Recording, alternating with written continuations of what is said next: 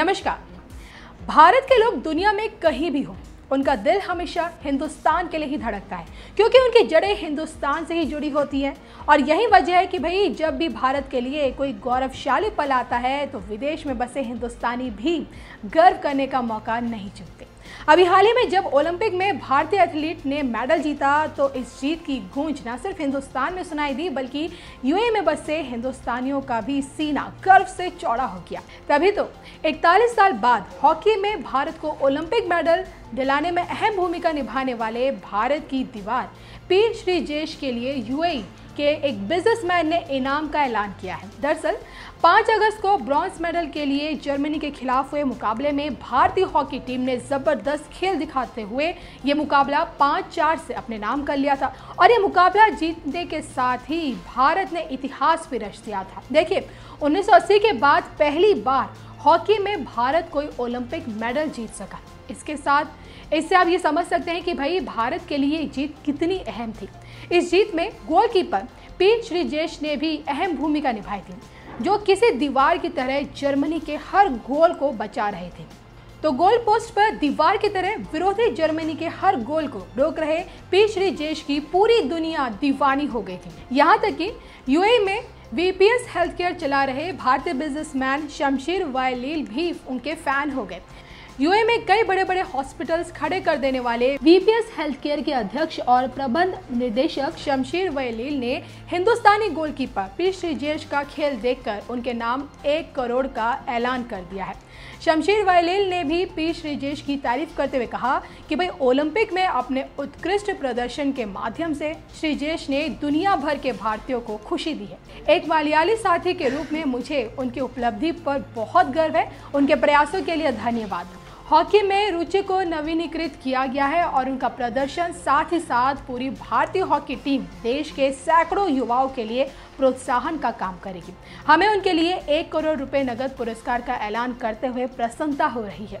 तो देखिए, यूएई के हेल्थ सेक्टर में बड़ा नाम बनकर उभरे भारत के शमशेर वालील के बारे में आपको बता दें तो प्रवासी भारतीय सम्मान से सम्मानित शमशेर वालील मूल रूप से केरल के कोझिकोड के रहने वाले हैं। यूएई में बड़े इन्वेस्टर माने जाने वाले शमशेर वालील का यहाँ पे 100 करोड़ से भी ज़्यादा का बिजनेस फैला हुआ है और केरल के होने की वजह से वालील ने पी श्रीजेश को इनाम देने की घोषणा की है, क्योंकि पी श्रीजेश भी केरल के ही रहने वाले हैं। तो भारत में आयोजित हुए सम्मान समारोह में भी पी श्रीजेश की जमकर तारीफ हुई। उनसे जब ये पूछा गया कि भाई क्या वो महिला हॉकी टीम की गोलकीपर सविता पुनिया से द ग्रेट वॉल का टाइटल शेयर करना चाहेंगे, तो इस सवाल का जवाब देकर पी श्रीजेश ने पूरी महफिल ही लूट ली। को जाने दूं, आपको हम ग्रेट वॉल ऑफ इंडिया कहते हैं, आप तो जानते हैं टाइटल आपका ही है। क्या आपसे मैं ऑफिशियली पूछना चाहता हूं, आप सविता के साथ ये टाइटल शेयर करने को तैयार हैं, क्योंकि वो भी बिल्कुल वॉल की तरह ही खड़ी थी। मैं शेयर नहीं, मैं वो नाम सविता को देना चाहता हूं, क्योंकि जो तरीके से सविता ने टीम को बचा दिया, जो करेक्ट मोमेंट पे जितना सेव किया, definitely she deserve that name. Unfortunately women's team medal जीत नहीं पाया, but that was a wonderful performance from their side. Alright, a round of applause then for our hockey stars. Thank you so much. तो आपको बता दें कि भाई goalkeeper P Sreejesh के जिस मुकाबले पर बिजनेसमैन शमशेर वालील फिदा हो गए हैं, वो मैच 5 अगस्त को जर्मनी के खिलाफ था और इस मैच में हाफ टाइम तक स्कोर 3-3 था। इसके बाद तो भारत नहीं रुका, एक के बाद एक गोल कर 5-3 की लीड ले ली और रुपिंदर पाल सिंह ने 31वें मिनट में पेनल्टी स्ट्रोक पर भारत के लिए चौथा गोल किया और जबकि हरमनप्रीत सिंह ने 34वें मिनट में अपना दूसरा गोल और टीम के लिए 5वां गोल किया। जर्मनी टीम भी हार मानने वाली बिल्कुल नहीं थी। उसने 48वें मिनट में अपना चौथा गोल कर मैच में रोमांच ला दिया और जर्मनी के लिए ये गोल लुकास विंडफेडर ने पेनल्टी कॉर्नर पर किया। अब देखिए, अब स्कोर 4-5 हो चुका था और अंतिम समय में जर्मनी टीम ने कई हमले किए, लेकिन भारतीय डिफेंस में भारत की दीवार माने जाने वाले पी श्रीजेश इतने मुस्तैद थे कि भाई जर्मनी के हर हमलों को उन्होंने नाकाम कर दिया और मुकाबले के आखिर तक जर्मनी 4 गोल ही दाग सका, जबकि भारत 5 गोल दागकर ये मुकाबला आखिरकार जीत गया। और इसी के साथ 41 साल से चले आ रहे हॉकी में ओलंपिक मेडल के सूखे को भी खत्म कर दिया गया, जबकि भारतीय महिला हॉकी टीम ने भी पहली बार ओलंपिक में सेमीफाइनल तक का सफर तय कर इतिहास रच दिया है। और यही वजह है कि भाई भारत लौटने पर हॉकी टीम समेत सभी एथलीट्स का जबरदस्त स्वागत हुआ। आप भी देखिए इस खास मौके पर आयोजित स्वागत समारोह की ये झलक। ओलंपिक शुरू होने से 1 महीने पहले इनकी चोट लगी थी नी में, हमने वो देखा मुकाबला अजरबैजान के रेसलर के साथ जब आप लड़ रहे थे, वो आपकी नी की तरफ जा रहा था। फिर जब आप आए अगले दिन आपने कहा मैं नी कैप नहीं पहनूंगा, बिना नी कैप के वो आए उस इंजरी के साथ, उसके बारे में हमें थोड़ा बताएं। देखिए, ओलंपिक में सभी का धन्यवाद जो इतना प्यार और सम्मान दिया है, और सभी का धन्यवाद जितना प्यार और सम्मान दिया है। आज देख के ऐसा लग रहा है जैसे दोबारा से मेडल जीता है देश के लिए। और जो इंजरी की बात है, काफ़ी हेल्प मिली मुझे इस टाइम इंजरी में। जब भी बात करी इंजरी के लिए तो साई के जो हमारे डीजी साई हैं संदीप प्रधान जी, काफ़ी हेल्प करी मेरी रसिया में कि भाई किसी भी चीज़ की आपको ज़रूरत है तो हमें बताइए।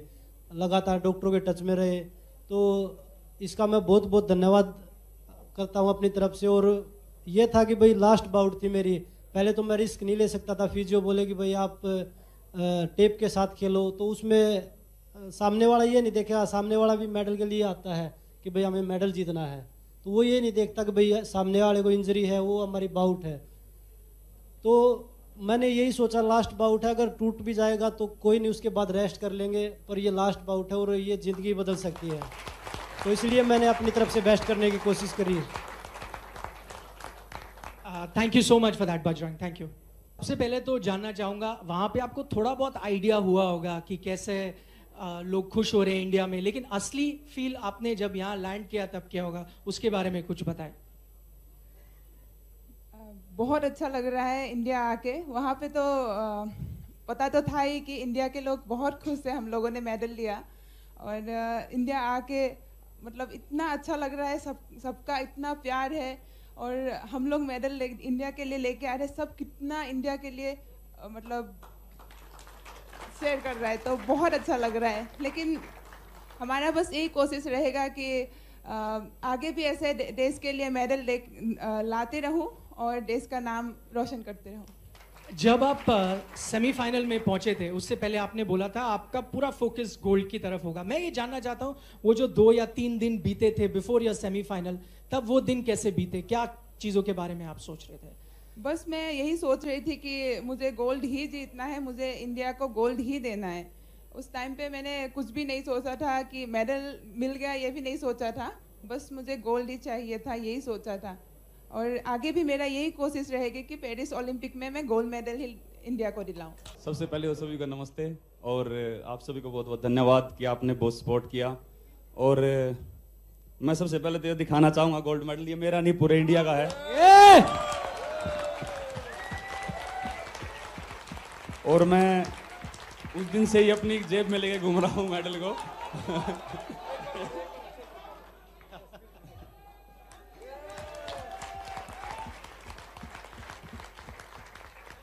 मैं सही बताऊं तो उस दिन से सही तरह से सो नहीं पाए हैं, खा नहीं पाए हैं, लेकिन जब भी मैं एकदम इसको निकाल के देख लेता हूँ, ऐसा लगता है कि यार सब ठीक है, कोई दिक्कत नहीं।